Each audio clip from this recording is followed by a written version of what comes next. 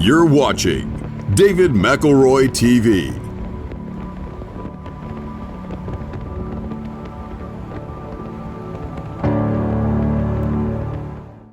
My life has been a lot less stressful since I found the humility to admit that I am often a fool. There was a time when I was afraid of what other people might think. I wouldn't have put it that way, but if you look at the way I acted, it's pretty clear. What if people didn't recognize how smart I am? What if people saw me change my mind about something and realized that I'd been wrong before? I wanted people to believe that I was completely consistent. If I had once said something, I felt obligated to defend it because admitting I'd been wrong might imply I could still be wrong about other things. So I pretended I had things figured out, even when I felt foolish inside. One of the things I discovered early was that I could use logical arguments to prove myself right. What's more, a confident, articulate person can often make a less confident person look wrong, even when the other person might actually be right. As long as someone was willing to be rational, I could usually debate almost anyone into submission. I was smarter than most, knew more than most, and most importantly, I was supremely confident and never backed down. I was a fool. I just didn't know it yet.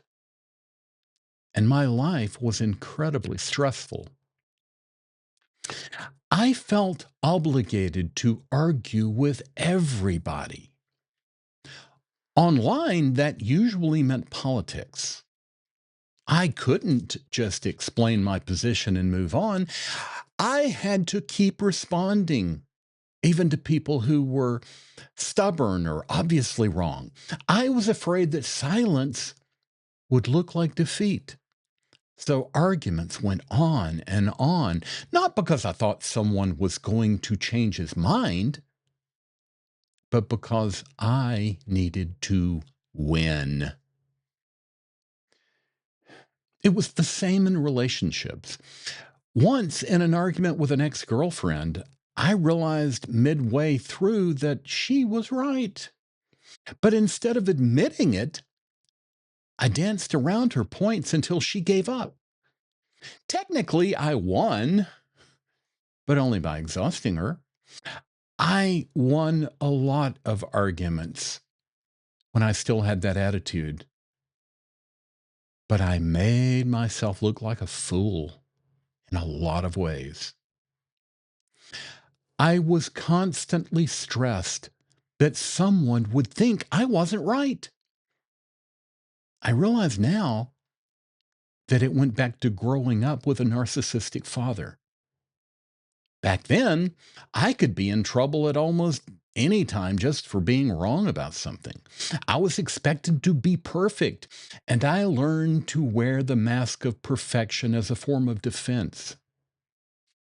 Today, I know I'm a fool.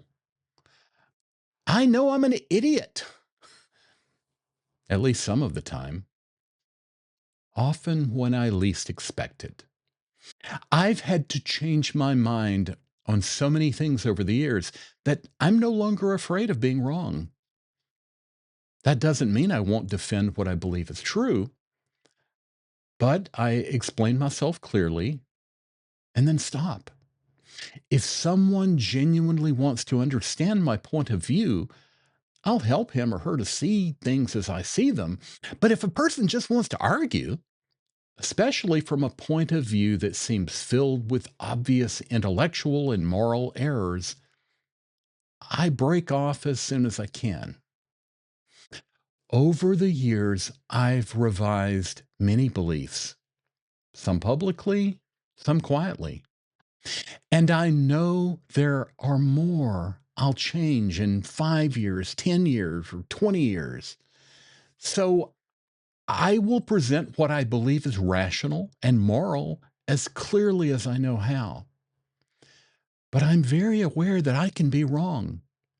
I'm even happy to admit it when time proves me wrong. And that's okay with me. It's easier to avoid intellectual stress if you admit that you're a fool. You don't have to be so terrified about what other people think, even if your beliefs continue to be very different from what others believe.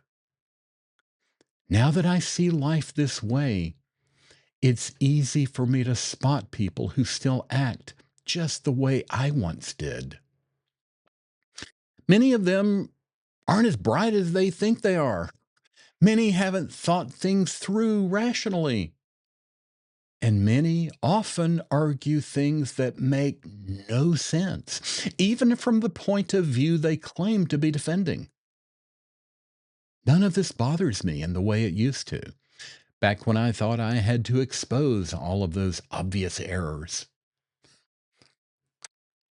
I still think I'm pretty smart.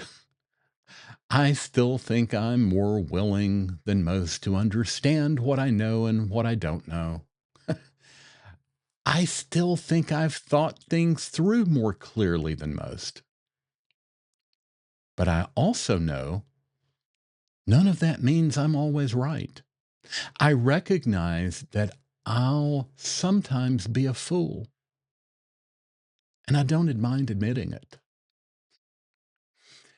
Freedom from stress about possibly being wrong doesn't come from being right all the time. It comes from no longer fearing to admit you're a fool. If you'd like to get in touch with David, please send praise, money, and marriage proposals to David McElroy at mac.com. If you have a complaint or some other form of criticism, keep it to yourself.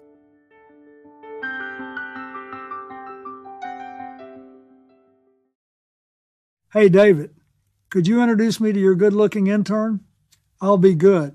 Bill, are you in here? You promised not to go looking for interns again. Oops, gotta go.